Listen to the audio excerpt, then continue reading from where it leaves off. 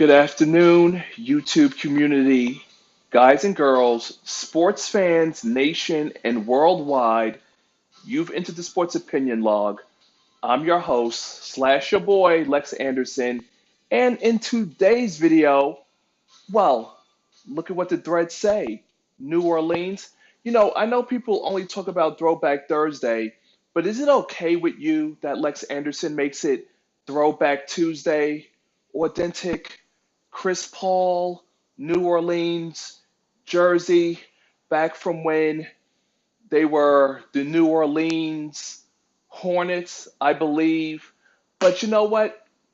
Let's go through a quick fact check before I get into the main purpose of this video, and that would be bashing Anthony Davis for being a big coward and a big loser, and unfortunately, a bandwagon bitch. So, first things first, here in the Sports Opinion Log, I fancy myself as being a sports historian. So, let's just discuss a little bit about the Pelicans and how they became to be the Pelicans. For those who don't know, because a lot of people are young and don't know anything, so I will be here to fill in that knowledge.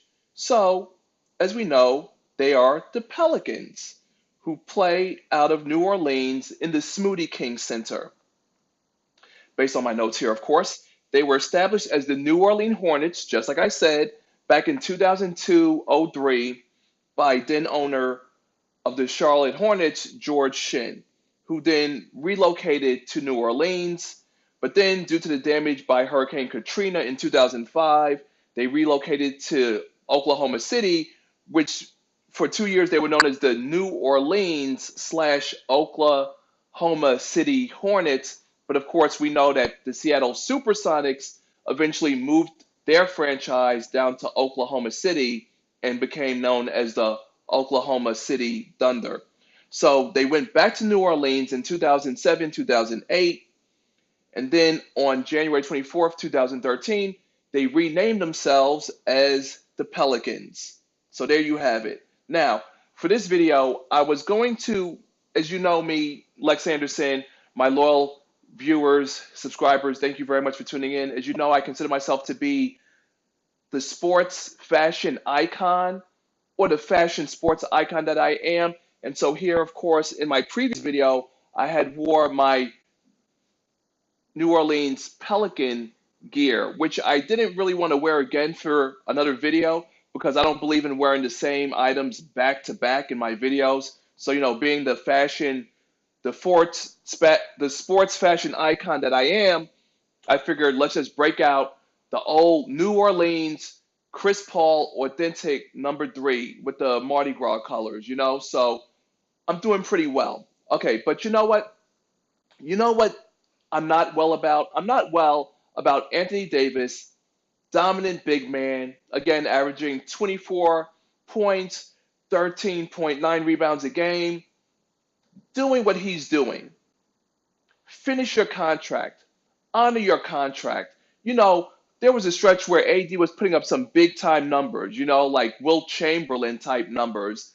And I feel bad for the city of New Orleans because, of course, there was the exodus of Chris Paul from New Orleans when the Lakers almost signed him, but David Stern vetoed that trade, sent him to the Clippers, and luckily nothing ever happened from that. So proudly representing Laker Nation, I'm not mad about the trade being vetoed because the Clippers never became NBA champions and will never become NBA champions. I don't care who goes to LA. Clippers. Kawhi Leonard, yeah, you might want to check the history of the Clippers. They're a cursed franchise. They'll never win anything. They'll always be number 2 in LA. It'll always be Laker Nation, Laker Town all day, every day. So now you have the Brow, who, has matured and developed his game in New Orleans, but he's saying, you know what, guys? Keep your $240 million. I need to be on a contender. And, honestly, that's a smack in the face of the guys in the locker room with him who get dressed up, suit up, and go out there on the court to try to win games. Back in the days, a big man would stick with his team. The legends, like Hakeem Olajuwon, for example, or Patrick Ewing, even though Patrick Ewing never became a champion, Hakeem, though, two-time champion. I'm not going to include Shaq because Shaq was bandwagon too, because he didn't develop what he had in Orlando. He came to LA for the glitz, the glamour, and more money. And the numbers show that without Kobe, Shaq doesn't get to be an NBA champion, you know, at least at that point in his career, because it was Kobe who was the more dominant threat in terms of scoring and moving the ball. And it's in the just check the footage. If there was no Kobe in Shaq's life, Shaq wouldn't have as many rings as he has. Would he have been an NBA champion? I'm sure he would have later in his career than he would have preferred being a dominant big man. Because remember, when Shaq left the Lakers to go to the Miami Heat, Shaq wasn't dominant anymore. Check the footage. It was D Wade who won that first championship with the Miami Heat with Shaq there. Shaq wasn't hooping in Miami the way he was in LA. He was pretty much he had slimmed down from being fat, from living off his mega $1 million contract with the Lakers, and pretty much he lacked the hunger to compete against the Spurs and Tim Duncan and David Robinson at the time. Too much digressions. But the point of the matter is that if you're a big man, you let free agents come to you and you let the team management build a team around you. Drew Holiday is very effective. You know, the Grizzlies, Marc Gasol, a good big man. But of course, the Grizzlies are looking to ship Marc Gasol and Conley with his wasteful contract. And again, Paul Gasol, for example, Paul Gasol didn't have what it took to win a championship on his own. Kobe had to bring the championships to Paul Gasol, even though he was labeled as the Jordan of Spain. That's garbage. Well, I'm sure that to the people of Spain it counts, but in the NBA, again, no Kobe with Gasol, no championship. So I get it. Obviously, AD sees how life is looking in Golden State, and he wants to be a part of it. But as a fan, it's kind of sad that you won't even be a big man and be dominant on your own to try to build a team into a real contender. You're going to be a bandwagon bitch, just like Durant. And you know what? I get it.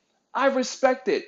That's the purpose of being a free agent. I don't have any qualms with it because you always want to be around the best in the business and the best in the game. I'm sure you're probably, out there doing your job, and you probably have shitty ass coworkers who are stupid, they're lazy, they're incompetent, and they lack the drive to go next level. But you have to work with those assholes because you need a check. And I get it. Who wants to be an unhappy millionaire like Melo? Yeah, Melo earned millions of dollars and will never have a championship. And he's got gold medals, but he'll never know the joy of being a champion, even though he's cashed over, what, probably close to 280, $300 million in NBA money, because then he's got the Jordan Melo brand crappy sneakers that I've never seen anyone really rocking. But I get it. Like, why take 7 years, 10 years at $240 million if you're going to be in 10th, 12th place, maybe 8th place, might get a first round spot in the playoffs, and probably get knocked out? Because you obviously want to be safe and land between the 5 and 7 seed. But to me, the Pelicans have what it takes to build a good team. But obviously, AD doesn't want to hear that.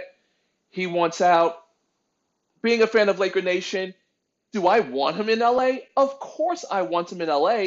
But as a businessman, as a professional athlete, play out your contract because management doesn't owe you anything. Management is going to trade you to the team of your choice, as I discussed in a previous video, which you could check out below. So shame on him for not being a big enough man to do the right thing. When it's your free agent year, go on about your way. But having your agent, Rich Paul, talk about, oh, he's unhappy. Oh, oh no, an unhappy millionaire. Nothing is more heartbreaking to me than an unhappy millionaire who earns like what, six figures per game? Like, give me a break. Let's cut the bullshit. I'm sure he doesn't have sleepless nights because, oh my God, I'm not on the championship contender. And look at the Golden State Warriors having so much fun. And look at OKC lighting it up. Even though, of course, we know that there's no guarantee that OKC is going to do anything. Or look at the Rockets and look at the offense, how it goes through James Harden, even though him and CP0 won't accomplish anything in the NBA playoffs either. It doesn't matter. Unless he's willing to come in on the cheap, do a 1 year deal, and then max out somewhere else, great. But of course, I welcome him to Laker Nation. And of course, now I'm reading, oh, Klay Thompson, if he's not given a max deal by the Warriors, is open to the idea.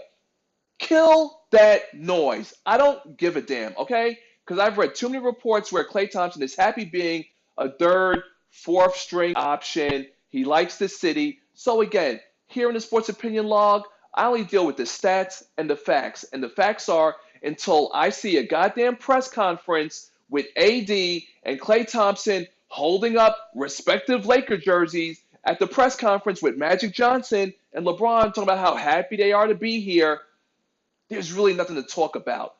But of course, there always is something to talk about. And AD, despite you wanting to come to LA, a part of you is diminished, in my opinion, because you're being a bitch ass bandwagon biatch and you want to bail on a team that has grown a contender around you as they were last season, and you're bailing because you don't want to progress and build anything. Championships aren't like microwave popcorn. You have to grow, you have to develop, you have to have chemistry. There's highs and there's lows. And I have to really question his mental toughness in terms of the way he's behaving. Because for someone that big who dominates, I would hope he's mentally tough. And right now, he's kind of coming across as being mentally weak. And again, he's out with a sprained finger. Like, give me a break. That's not even a real big man injury. Oh my goodness. Oh, relax, relate, release. Do what you see fit, AD. Do what's best for you. And if coming to the Lakers is what's best for you, come on, brother. I'm all for it. And speaking of being all for it, if you've come this far in the video, I think you've shown that you're all for Lex Anderson in the Sports Opinion Log. So you might want to finalize things here and make sure you press that subscribe button and that button on your right. Ding! Make sure you press it to say updated of any and all upcoming future videos. So now that I'm done with my AD rant, let's get into the games real quick that were on NBA TV game night. Last night, it was the Warriors versus the severely undermanned Indiana Pacers. Final score on that one was 132-100. Curry did his thing. When does he not? Dropping mad three-pointers and dropping 26 points in the second half. So you can't beat. Yeah, the final score was 132-100. But here's a quick did you know? Did you know that Curry has now become the first player in NBA history to make.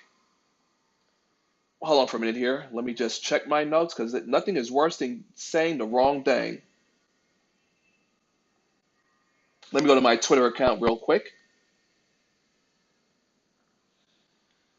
The sounds of the ghetto Bronx. I love when they have that drilling, which I'm sure is going to be picked up in my headphones. Okay, here we go. Steph Curry is the first player in NBA history to make 200 plus threes within the first 40 games of a season. Wow. So that is crazy. Yep. So he's already hit 203 three-pointers this season. That is amazing.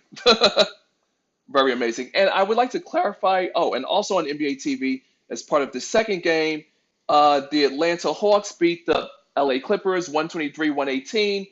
Trae Young, 26, 28 points, I believe, 8 rebounds. Let's just check the box score real quick. Yep, 26 points. Okay. Wow. Let's see that. Wow. And another one. The Hawks beat the Clippers for the first time in nearly 3 years. See, that's what I'm saying. The Clippers are on the downside. I don't want to hear that Kawhi Leonard wants to play with the Clippers. There's nothing out there. Nothing at all. But there is a picture of something that I did save. to make sure for clarification, I had made mention of Luka Doncic and his triple double and how it was a 30+ point triple double.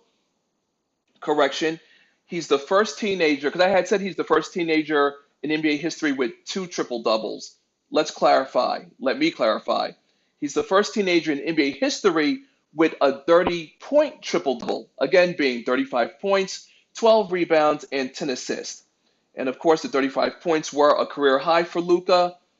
And so let's see, in terms of rookies with 35-point triple doubles in NBA history, Luka has one, joining Steph Curry, Jason Kidd, Michael Jordan. They all have one. Oscar Robinson, who had 9 in his rookie year. That's crazy. Jerry West and Elgin Baylor with, again, 1 each, respectively. So that's pretty cool. Things are definitely going to be heating up as we prepare to get closer to the All-Star game and the All-Star break. So, just make sure to do the right thing.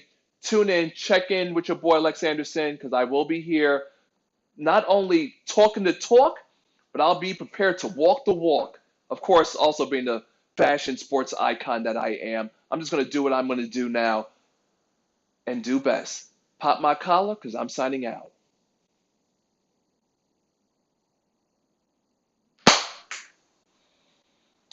Yes, sir. That's another fine video in the bag there, if I do say so myself. Actually, I will say so myself. And I forgot to add, if you're still watching this video, do you agree or disagree? How do you feel about AD's betrayal of the New Orleans Pelicans? Drop a comment below. Did you like this video? Give it a thumbs up.